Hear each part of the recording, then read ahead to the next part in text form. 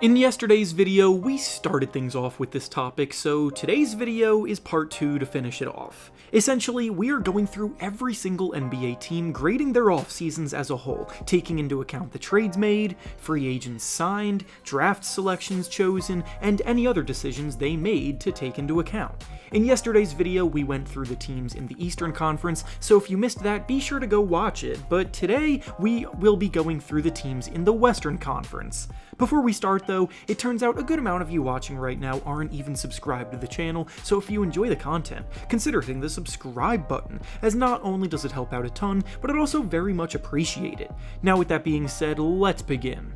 Going in alphabetical order, we'll start things off with the Dallas Mavericks, and the grade for their offseason is a strong A-. This offseason had the potential to be a disaster for them at the start of the period, with Kyrie Irving being a free agent. The Mavericks put all of their chips into his corner, and had he left, it would have been disastrous, but they not only successfully re-signed him, but they did so for less than the supermax that most assumed that they would have to offer him to keep him in town. Then, regarding their other moves, the team's biggest weakness last season was their porous defense inside, and they also managed to address that, adding Grant Williams and Richaun Holmes to their front court depth, while also drafting a promising young shot blocker in Derek Lively. I think they're in for a big bounce-back season this year, and it's all because they did what needed to be done this summer. Up next is the Denver Nuggets, and the grade for their offseason is a C. The Nuggets are the reigning champions, so they really didn't need to do a whole lot to keep themselves afloat this summer. Their entire starting five is still under contract, ready to run it back and defend their title, but losing Bruce Brown to free agency does sting a little bit. Other than that, they re-signed Reggie Jackson and DeAndre Jordan, and didn't really sign any notable free agents besides Justin Holiday, so all in all, Denver was one of the more quiet teams this summer. Up next is the Golden State Warriors, and the grade for their offseason is a B. The Warriors had a lot on their plate this summer, and they took things in an interesting direction. Re-signing Draymond Green was priority number 1, and they successfully did that to keep the core together. But then they traded Jordan Poole for Chris Paul, which was a polarizing move in the eyes of many. Poole is a very talented, yet inconsistent young shot creator, but Chris Paul brings the experience and poise needed to continue to compete for titles, so I think the move will end up being good for them, but we'll have to wait and see. Next up is the Houston Rockets, and the grade for their offseason is a C-. The Rockets were one of the most aggressive teams this offseason, but that doesn't always mean good things will come from it. Their two biggest signings were Fred VanVleet and Dillon Brooks, and I know Rockets fans aren't going to want to hear this, but I do believe that they overpaid both of them, and I'm not even sure if they improved the team enough to justify it. VanVleet got a bigger contract than Kyrie Irving. Dillon Brooks got $86 million. It just doesn't add up. I do really like their draft selections of Amen Thompson and Cam Whitmore in the draft, and Jock Landale and Aaron Holiday are good depth signings to boost this grade a bit, but overall I'm pretty confused what the plan in Houston is. Next up is the Los Angeles Clippers, and the grade for their offseason is a C with an asterisk. The Clippers, like the Miami Heat in yesterday's video, are one team still linked to a potential big move coming. It just hasn't happened yet. James Harden has requested a trade, and the Clippers seem to be the only team really in the mix for him. It's just that no deal has actually come yet. If the Clippers do acquire Harden, that would obviously boost this grade, but if they don't, then the Clippers have had a pretty mediocre summer. Their main moves have been re-signing Russell Westbrook and Mason Plumlee, while acquiring KJ Martin in a trade, but also losing Eric Gordon. So it's not bad, but it's also nothing crazy as it currently stands. Up next is the Los Angeles Lakers, and the grade for their offseason is a B+. The Lakers lost a lot of players from last year's team, but they successfully re-signed the meaningful ones, including Austin Reeves, D'Angelo Russell, and Rui Hachimura, who were the three biggest priorities for them. I think Gabe Vincent is also a very solid signing for them, to bring more shooting to their lineup. Taurean Prince and Jackson Hayes are both decent depth pieces, and Jalen Hood-Schifino is a promising young scoring talent that they drafted in the first round. Cam Reddish is also someone who they brought in who is worth taking a flyer on because he's always been someone with talent and potential. He just hasn't really been able to consistently tap into it. Up next is the Memphis Grizzlies, and the grade for their offseason is another B+. Sometimes you can have a case of addition by subtraction, and that's what the Grizzlies did when they let Dillon Brooks walk in free agency. He was a distraction on and off the court, and his play didn't warrant that kind of behavior, so the fact that the Grizzlies then managed to replace him with someone like Marcus Smart is a huge win, as Smart is exactly the kind of leader and locker room guy that they needed, who also fits right into their defensive philosophy. I also like the Derrick Rose addition they made to have him around their young team, and then they capped things off by locking up Desmond Bane with a contract extension, so all in all, it was a pretty good summer in Memphis.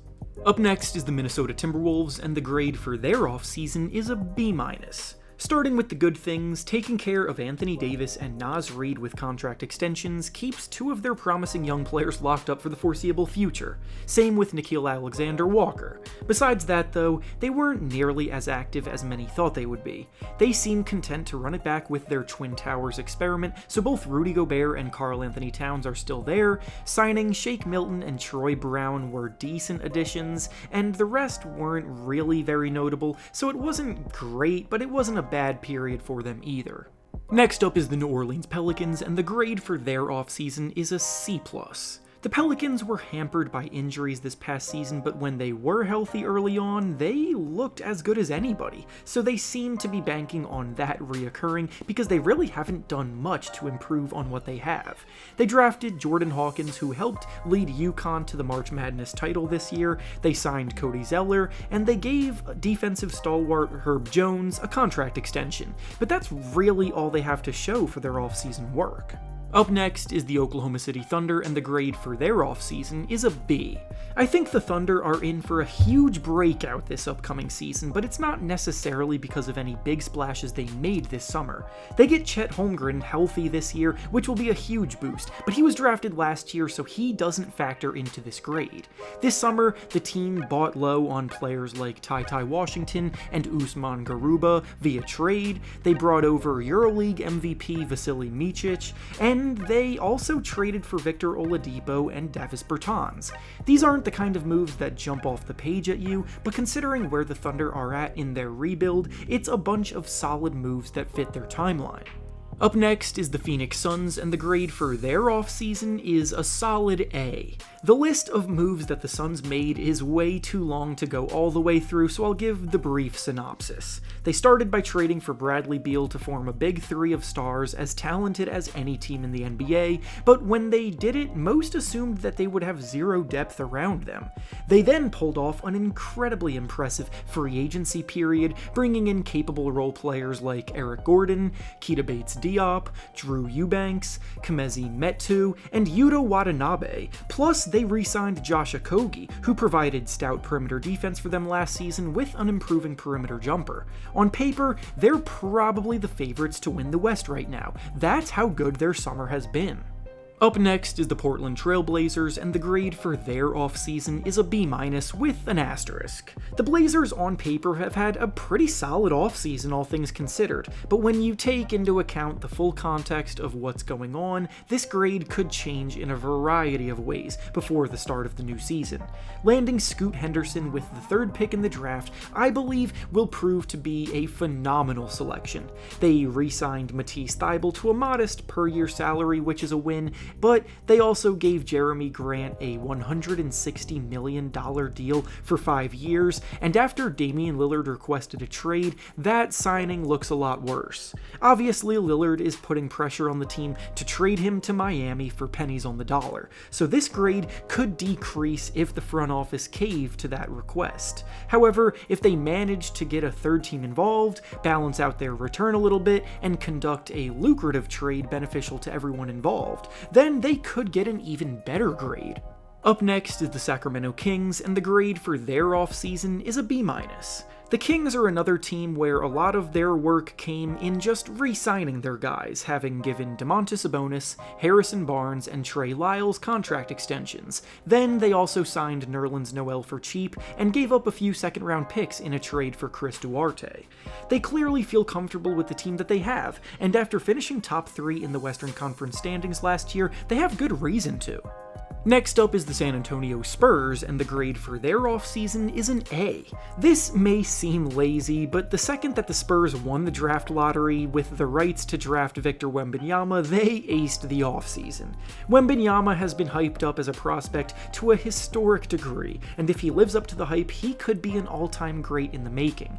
They also traded for players like Cam Payne, Reggie Bullock, and Cedi Osman to give the young core some veterans in the locker room, so overall, San Antonio were definitely big winners this summer. And finally, the last team up is the Utah Jazz, and the grade for their offseason is a B+.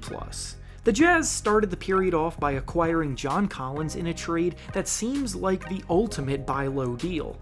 Collins' production has been dipping lately, but he's also been unhappy with his role in Atlanta, wanting a trade for years. So the Jazz, to be able to acquire him for just Rudy Gay and a second-round pick, seems like a massive win for them.